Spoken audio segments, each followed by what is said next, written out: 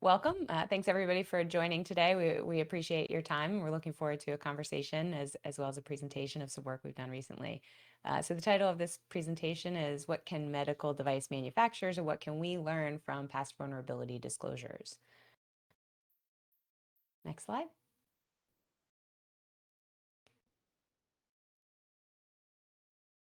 Well, the next slide is not coming yet. There we are. I'm Shannon Lantzy with MedCrypt for the past 6 months, and Axel Wirth is with me. He's going to kick us off in just a moment. But a quick background of why we did this work. So in 2016, FDA released its post-market cybersecurity guidance for medical devices. And in that guidance, among many other things, FDA recommends that medical device manufacturers participate in cyber risk information sharing. And of course, that information sharing can take many forms, but one of its forms is through advisories and ICS-CERT. So our hypothesis is we could learn something by analyzing advisories that come out of ICS-CERT and gain some more insight on the changes and trends over time. The data from this presentation, all the graphs and as well as the raw data are available to go to our website, the URL at the bottom of the page. Next slide. Okay, thanks, Shannon. So diving right in without too much to do up front. As Shannon was saying, we have been for a number of years now annually looked at the ICS-CERT advisories specific to medical devices. And we wanted to see if there are any trends that are relevant for the collective industry to learn from. Now, clearly, and I make that disclaimer up front, we all know that correlation is not necessarily causation. We also know that statistics based on relatively small number sets can be skewed easily. So some of the statements we're making are going to be very cautious, and I assume that you guys are familiar with these problems and will accept that and will stick with us on that. So key data point, as Shannon was mentioning, was the December 2016 release of the FDA post-market cybersecurity guidance.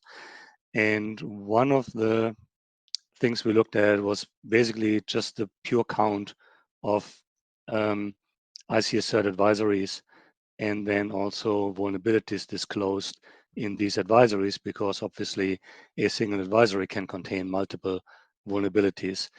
And I think if you look at the 4 years we had before FDA post-market and then the 5 years now we have since then, you'll see clearly that indeed the number has been going up, right? So clearly the FDA encouraging manufacturers to participate in vulnerability sharing, in our opinion, has been helpful. And in our opinion, it is demonstrated by this data. Clearly, ICS-CERT is not the only way how manufacturers release vulnerabilities. There are other ways that can be done through other industry organizations or even direct to their customers. But I think ICS-CERT is probably the most common one to be used, and therefore, again, we try to focus on ICS-CERT data. So reducing, the two bar graphs here to a couple of simple numbers. What we had seen until the end of 2016 was 12 advisories that include 37 vulnerabilities. That is not quite, but close to one vulnerability per month. Whereas since January 2017, since FDA post-market, we have seen 110 advisories, total 314 vulnerabilities. That is more than 5 vulnerabilities per month. So the frequency, the trend is definitely going upward. Axel, can you conclude?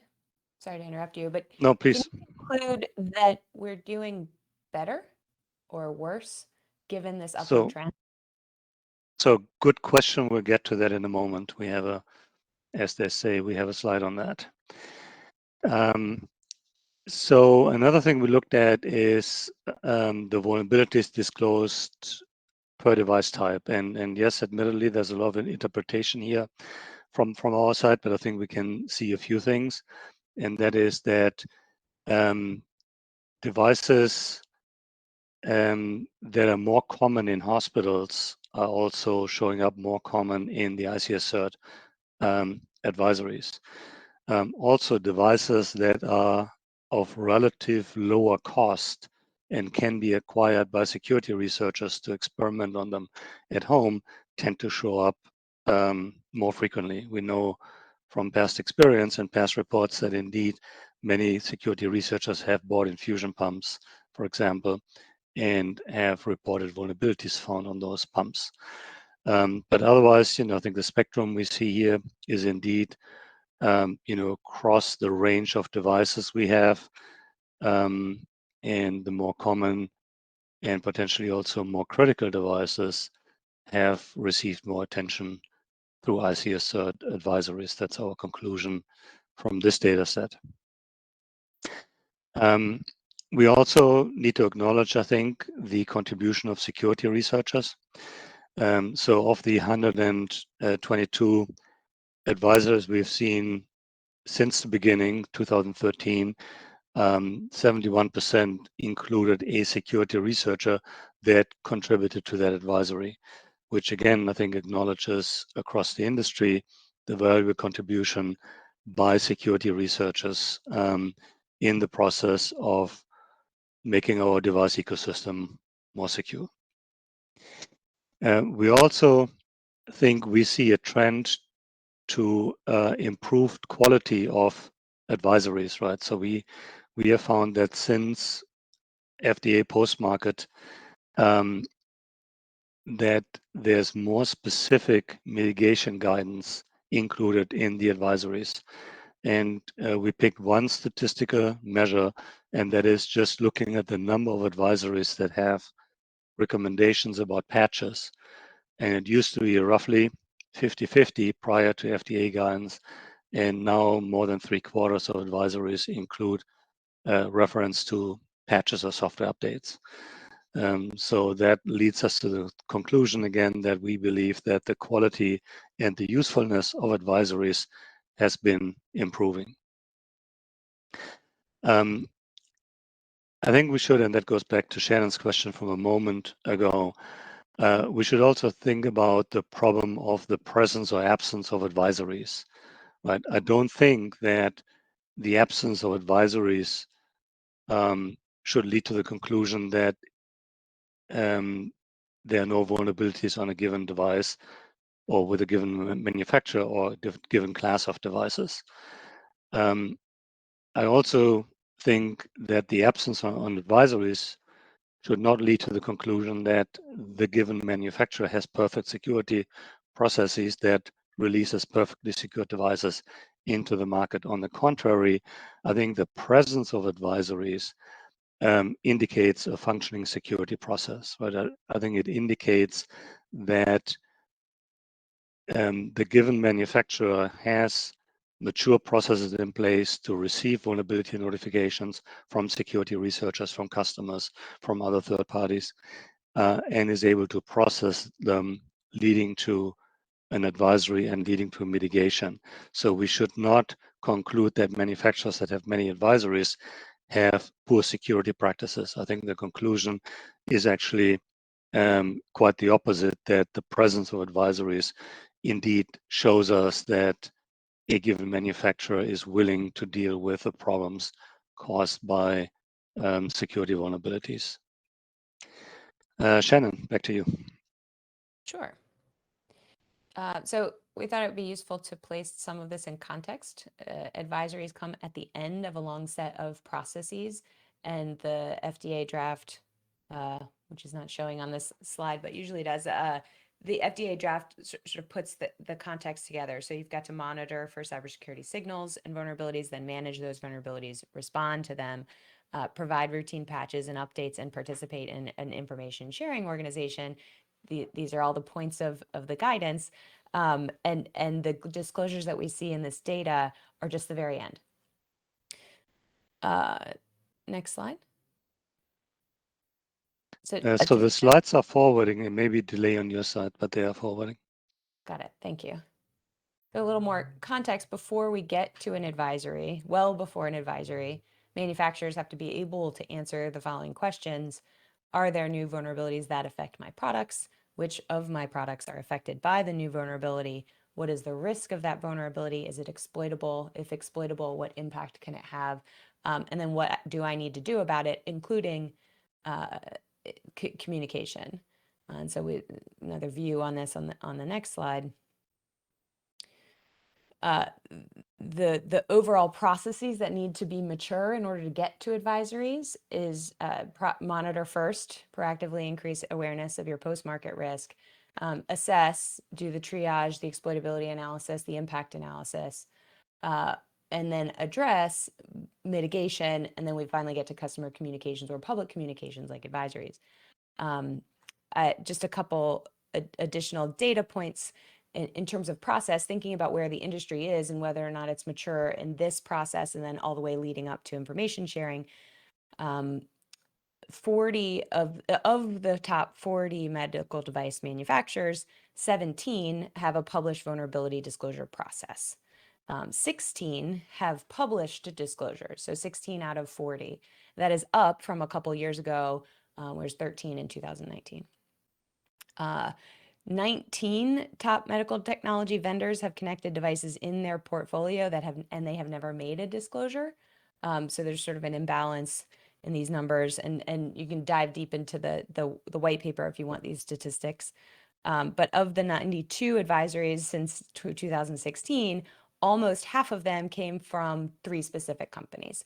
So it's really company specific on whether or not these processes are mature and leading to vulnerability advisories through this public database. And how do we get there? Once you've done all the analysis and got to the point of mitigation and communication, the disclosure process can take many forms, but the objective is to create a group that will gather, analyze, disseminate cyber threat information. There are several of these groups. MedISAL is, of course, one of them. And Axel, I maybe hand it over to you for any other additional notes on this slide. Sure, thank you. Yeah, I mean, everyone in this call, I think, is familiar with the concept of an ISAL, ISAC ability to share both with peers if it's supply chain related issue, but also with your customers if it's a customer facing issue of vulnerability. A couple of deeper analysis on the data points and a couple of potential future trends and predictions we want to talk about. So clearly we are at a time where customers are demanding security, right? We know that for a number of years now, Mayo Clinic and several other of the larger hospital organizations have conducted their own pen testing of devices, right? They have trained their own people to do pen testing, or they have hired external pen testers to do it. And that is done with a dual intent. One is, of course, they want to improve the security posture of the devices they are buying and be able to communicate with the manufacturer. But also long term, I think the intent here is to improve the overall security posture of the industry. We know that most recently HSCC, the Health Sector Coordinating Council, has released a model cybersecurity contract language, which is basically a template that hospitals can use to articulate their cybersecurity contractual requirements in their RFPs or in their vendor contracts, so to make sure that cybersecurity is properly represented in the dialogue between hospital and manufacturer as part of the buying process. The good news here for manufacturers is that this model contract language helps us as an industry to move away from one-offs, right? You're not going to get the 50 or 80 question individual questionnaire from a given hospital that looks different than the one you got from another hospital yesterday. I think that model contract language will probably not totally eliminate custom questions, but it will certainly significantly reduce the number of custom questions you need to deal with, and therefore I think it's good for both the buyers as well as the sellers.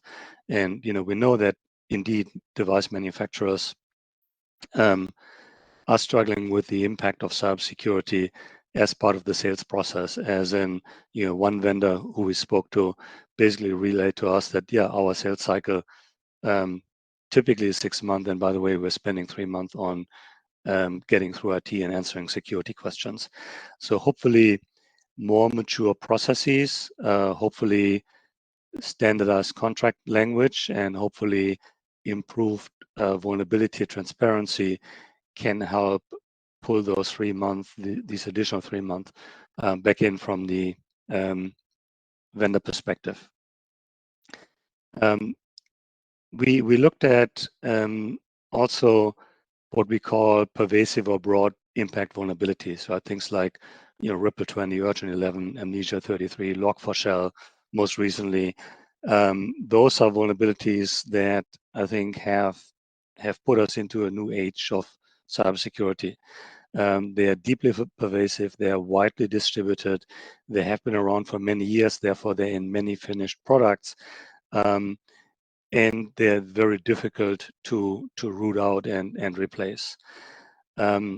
We were looking for any evidence in the ICS-CERT notifications of these pervasive vulnerabilities.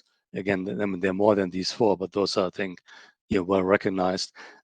Did those pervasive vulnerabilities have any impact on ICS-CERT advisories? And we didn't find any evidence. Right now, having said that, we did look at MDM websites and their communication, and clearly 15 out of the 40 by revenue top MDMs have referenced these kind of high impact and pervasive vulnerabilities in 2021. And we need to consider that those top 40, not all have software-based products in the market, right? So I think the number 15 of top 40 communicating about these pervasive vulnerabilities to their customers is a good sign. Not perfect, but certainly a good sign. And it also indicates that for these kind of very complex communications that affect an entire manufacturer's product portfolio, they may choose a different path than going through ICS-CERT. As we said initially, ICS-CERT is one way, is a common way to communicate vulnerabilities, but it is certainly not the only one. And here's an example where we see a trend for a specific class of vulnerabilities to be communicated in a different way. This is just a breakdown. I don't want to spend too much time on all the numbers. You get the slide deck. It's also in the white paper Shannon mentioned in the beginning. But the top 3 root causes of vulnerability disclosure, the one that is back up there is user authentication with 130. Second one, code defects with 63, and then encryption with 42. Right, those are the top 3, again, root causes that led to vulnerability disclosures, which I think should should be information that should lead us to think whether there are certain areas in the possibilities of vulnerabilities that we need to focus on. I think we have an indication here that yes, indeed, we should indeed focus on those. Now, a totally different data point here has nothing to do specific with medical devices. FDA and many others previously have stated that manufacturers should no longer assume that devices will be secured via the hospital network, via the hospital enterprise. FDA has even gone so far to state that medical device manufacturers should assume that their devices will be operated in a hostile environment, which is the hospital network, especially nowadays where the perimeter is softening, right? We don't have a defined perimeter anymore around the traditional enterprise, right? Data is in the cloud, connections go to the outside of the hospital, back to the manufacturer, even into the patient's home, into employees that work from home. So clearly, it's a complex, but also it's a vulnerable situation. Now, here in the US, since 2009, we have the breach notification law, which requires that healthcare providers, clearinghouses, insurance providers, and business associates need to report breaches over 500 records to Health and Human Services, and Health and Human Services then publishes them. And similar to the ICS-CERT analysis, we're doing an annual analysis of the reported breaches. About, and that's not on this slide, but just for your information, about 3/4 of those breaches actually come from hospitals. The other 25% roughly are from, again, insurers, clearinghouses, and business associates. So what do we see here? Well, we are trending up. Right? The number of breaches increases 10% from 2020 to 21. But what is interesting that since 2015, the sole driver of that increase actually has been a type of breach that is classified as hacking or IT incident. Right? Back in 2010, it was actually one of the smallest, 5%, and it's now almost 3/4 of all reported breaches are due to hacking IT incidents. And yes, it is due to ransomware. Yes, it is due to COVID and COVID-related scams, and so forth. And then as a far second, we have unauthorized access at 21%. And what is interesting is that theft of physical equipment, laptops, external backup drives, and these kind of things, went from being the leading cause back in 2010 to now being actually one of the smaller ones at only 3.4%. And I think that is due to the fact that if a stolen piece of IT equipment like a laptop or an external backup disk is encrypted, then you're exempt from reporting requirements. And I think what we're seeing here is indeed that hospitals are doing better, I think, in encrypting devices and therefore reducing the reporting requirements. However, again, hacking and IT incidents, malicious attacks have picked up the slack significantly. So again, that goes back to the point to that as a manufacturer, your devices are being operated in an environment that has a very high risk exposure, and we really haven't seen anything change or trend down yet in terms of improving our security posture. So starting to wrap up here, where do we stand? Right? We had a decade breach notifications from hospital, the last slide since 2010. FDA pre-market guidance since 2014, that's not quite a decade yet. ICS-CERT medical device vulnerability reports since 2013, that's almost a decade, right? So we have a lot of things happening, we have a lot of data available, but we also, I think, need to conclude that we're not gaining. Right? Whatever we're doing, whatever the current approach is, we still see more vulnerabilities being disclosed, and we see more breaches being disclosed. So we're not gaining yet on the bad guys, or allowing us some slack. Us as an industry is, yes, we're gaining, but the bad guys are gaining faster. We believe that there's a new approach we need to take, and I think we call that is an approach of what we call a shift left, right? A new life cycle paradigm. That is that we need to apply security as early as possible in the device's lifecycle, because there it is A, where it's the most effective, and B, can be applied at the lowest cost rather than applied once the device is deployed with external measures on the network or reactive measures like patching, which again, I think the data shows has not led to any improvement. With that, I'll pass back to Shannon to wrap us up here. Thanks, Axel. I think we're going to open the floor to questions. We have one more slide sort of that we can leave up. We have one question, evergreen question. Will we have access to these slides post-presentation? Yes. So yes, you have access to all the data already in the form of our white paper. We'll send that out to all the attendees after the conversation's over.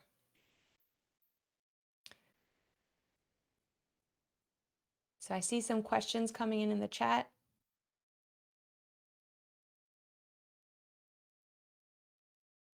I'll go ahead and read one. Have you have you been able to look at how many times these vulnerabilities have been sent out to customers? Specifically, curious at seeing how many channels people receive notices from, such as HISAC, CISA, MedISAL, et cetera. With the noted increase of disclosures, are customers starting to feel alert fatigue from getting, say, X number of alerts all related to the same vulnerability? So I have not looked at that type of data, but since myself and several of my colleagues are active in the various industry groups, I have not seen any indication that could indicate that there is alarm fatigue. I think the recipients of this kind of vulnerability information, meaning the healthcare providers, in general appreciate prompt and complete and actionable information. That is my experience. Granted, that is anecdotally based on, again, engagement in these various groups or discussions with individual HCO representatives. Thanks. I'm also reminded that FDA put out a publication in October 2021 called Best Practices for Communicating Cybersecurity Vulnerabilities to Patients. I don't know if it doesn't address specifically the question of alert fatigue, but worth a read.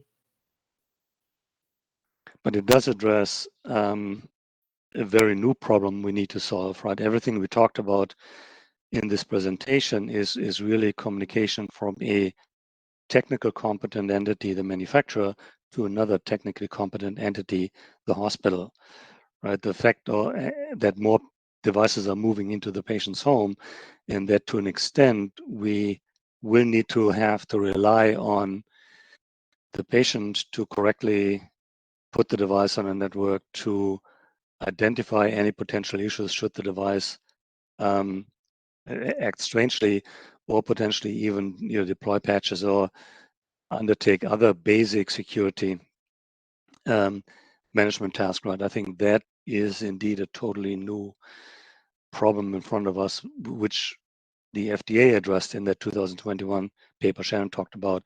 But I think that was just scratching the surface. I think we as an industry have a lot of learning to do on how we're going to handle that. Thanks, Axel. Okay, this next one could take up the next several weeks of conversation or be summarized. So heads up. Could you share some references and sites related to cybersecurity vulnerabilities and controls for medical devices? I guess maybe I'd suggest, what are our top 3 suggestions?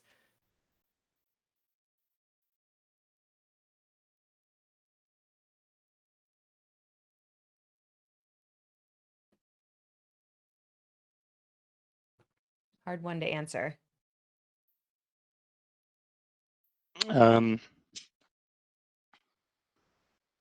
The National Vulnerability Database is something that we connect to.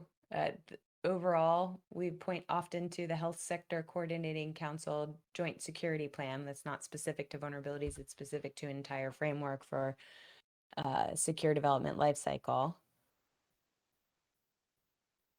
Also, always happy to talk more in depth later. Yeah. I mean, obviously, we need to look at the problem on 2 levels, right? If you're a manufacturer, then of course, the NVD, National Vulnerability Database, is a good source to learn about vulnerabilities in your software components. If you're a healthcare organization, obviously, we talked about ICS-CERT, we talked about HISAC, MedISAL. Those are all useful organizations that can help you and provide information. And then, of course, the big project we all have in front of us is to utilize software bill of materials, right? At which point, at least theoretically, there should be enough transparency that a user of a device like a hospital understands enough about the inside of a device that they can directly consume vulnerability information related to individual software components rather than just the entire device, which indeed would improve the visibility, would improve the level of insight a hospital organization has, but it does go back to the previous question about the potential of alarm fatigue. right? I mean, today NVD publishes, I think, close to 30,000 vulnerabilities a year, roughly. 21,000 are officially then numbered and named, and can be referenced and will be communicated. So clearly there's a lot of data that needs to be analyzed, and understanding that data is not trivial because there's a lot of detail in it you need to interpret in order to get it right. It's a perfect lead into our next question. So a lot of data, a lot of interpretation, a lot of analysis, time and energy has to go into analyzing vulnerabilities. And the question is, any thoughts on a standard or typical way to track, sort, and otherwise manage the start and end date of reported vulnerabilities? This would provide a way to assess the issue closure rate, and that rate could be a true differentiator in the industry.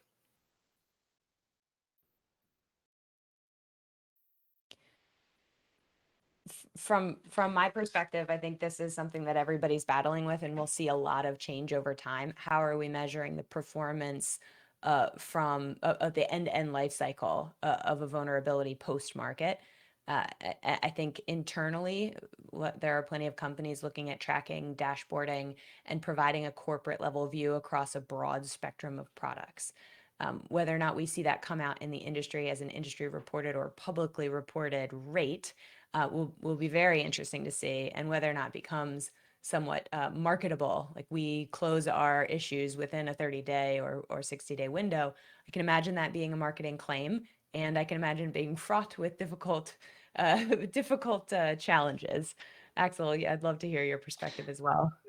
Um, yes, so all good points. I think there are a number of manufacturers out there that have started to develop these kind of metrics and have started to track them. Obviously, there are different balls in the air here. One is you receive a vulnerability communication from a customer security researcher pertaining to your entire device. How quickly do you turn that around? The various steps, received, analyzed, mitigated, published. That could be an interesting metric to trend over time. Another metric could be you receive a new, let's say, NVD or other source vulnerability of a software component that you are using. How long does it take you to determine which of your devices have that software component and make the decision, the triage decision, on whether that vulnerability is exploitable in your given devices? That is more of an internal process metric than a customer-facing metric, but I think it would be also quite valuable. And we've heard a number of stories from different manufacturers of sometimes it taking weeks and months to find out if all the products or which products were affected. Two companies that have claimed that they implemented automatic processes which reduced it to a few hours rather than a few weeks or a month. And I think we all should strive for obviously optimizing those processes, which admittedly can be challenging. Right, the healthcare industry I think has a couple of unique aspects. One of which is the heavy reliance on acquisitions, or potentially even acquisitions of acquisitions. Right, many times you buy a company with a product portfolio that has a history, but the people who know that history are no longer with the company, or they decided to leave after the acquisition and start something new. Those are then situations where it gets very tricky to make that determination about a vulnerability, the exploitability and the risk of it. I'd like to add we had a slide earlier that had 5 questions. One way to measure the end-to-end process is how long it takes to answer each question from the time that a new vulnerability is available publicly or available to the manufacturer. And time to answer those questions post-market requires of optimization and efficiency, including and name matching, as Axel kind of mentioned some. measuring and improving would require a systemic effort post-market to optimize these processes. And we often refer to our colleague Ken Hoyme's work, and Ken just published a document in Amy, or a post, I should say, streamlining the management of post-market security vulnerabilities. So a plug for that piece. It's a great essay on what it might take to optimize and streamline this process. I'll put that in the chat. I'll try to put that in the chat.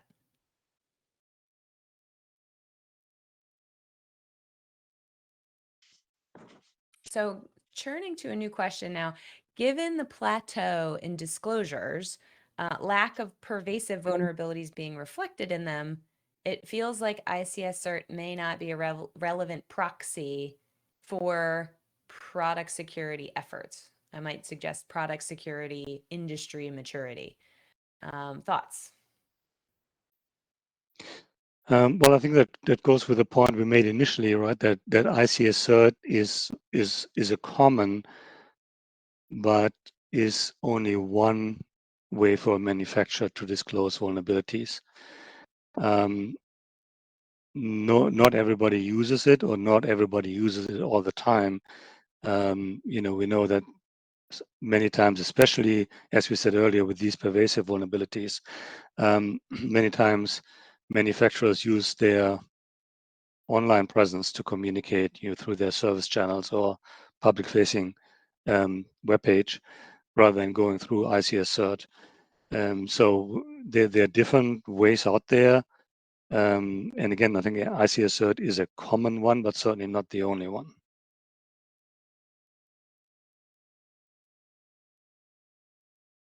Thanks, Axel. Here's another question. Do we have any idea on whether hospitals are actively ingesting the vulnerabilities that are disclosed or the advisories, and what are they doing about the mitigations that are offered? So the first part is from my contacts in the HDO world. I do indeed hear that they are actively responding to the manufacturer provided vulnerability disclosures, or publicly disclosed pervasive vulnerabilities like Log4Shell. Typically, these announcements result in a fire drill on the manufacturer's, on the HDO side, to find out whether devices with these high-risk vulnerabilities, Log4Shell was a 10 out of 10, is on the network even before they hear from the manufacturers. So clearly that is happening now. Deployment of mitigation, I think, is a different topic. I think that's really a mixed bag. Some shine and some struggle. Right? I mean, I've heard of hospitals that take over a year to deploy, a patch to their devices.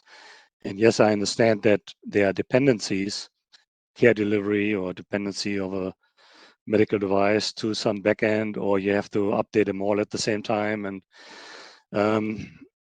all these things you need to figure out. So clearly there are challenges on the HDO side to deploy patches, which I think leads to the conclusion that yes, they need better processes, but also manufacturers need to make it easier to patch, and through proactive security, through the shift left we talked about earlier, need to reduce the number of cases where patching becomes the mitigation. Right? The better we proactively secure a device, the fewer fire drills we cause with our customers. I kind of hinted on that earlier, where we said, let's look at the total life cycle and where is it the most effective and the least costly to address a vulnerability, and that is early on in the design of a product, the architecture of a product, the implementation, as compared to doing it after the fact, where it is more costly and B, less effective. So similar to looking at the product total life cycle, we also need to look at the total cost. And I think the total cost, the more proactive we become, the fewer patches we have, the better our security posture will become at a lower cost.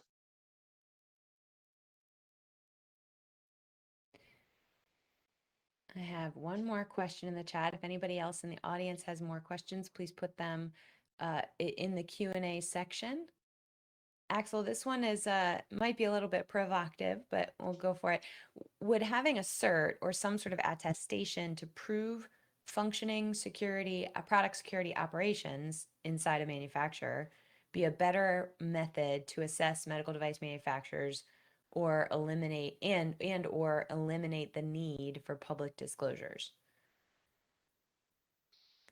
Put more shortly, if there was a certification for manufacturers, would we need ICS-CERT? I think it could reduce the need for something like ICS-CERT, right? I mean, there will never be perfect security, right?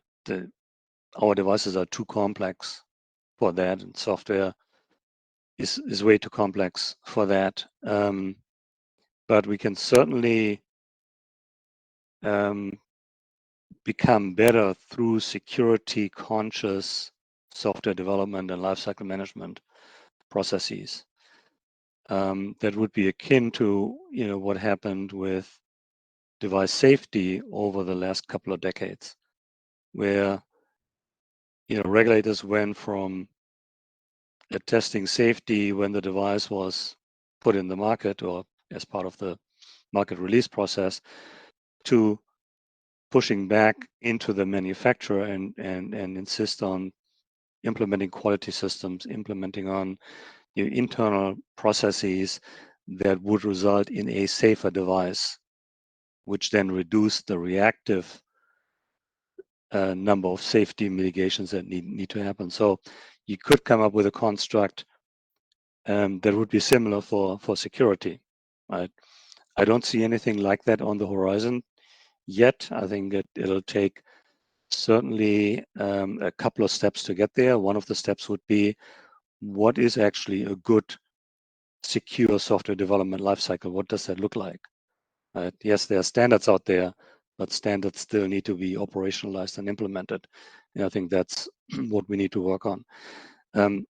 We also then can look at things like, for example, UL 2900, where it's voluntary, but many of the certification criteria in UL 2900 are not specific to the actual device that is being certified, but relate to the processes, security processes a manufacturer is applying. Right, so we see definitely a trend into that direction, but I think there are a number of steps that need to happen until we get there. But to my previous point, we have done it with product safety. I think we can also do it with product security. Sounds like a perfect note to close on. Thank you very much, Axel, for your time. Audience, thank you for your time. Any other final notes?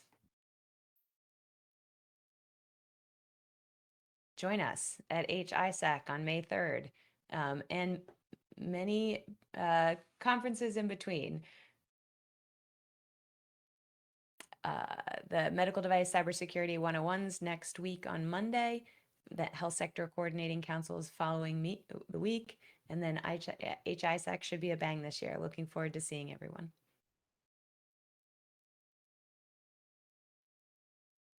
Okay. Thanks, everybody. And if there are any additional questions, feel free to reach out to us. We will give access to the slides as well as the white paper we referenced earlier. Thank you.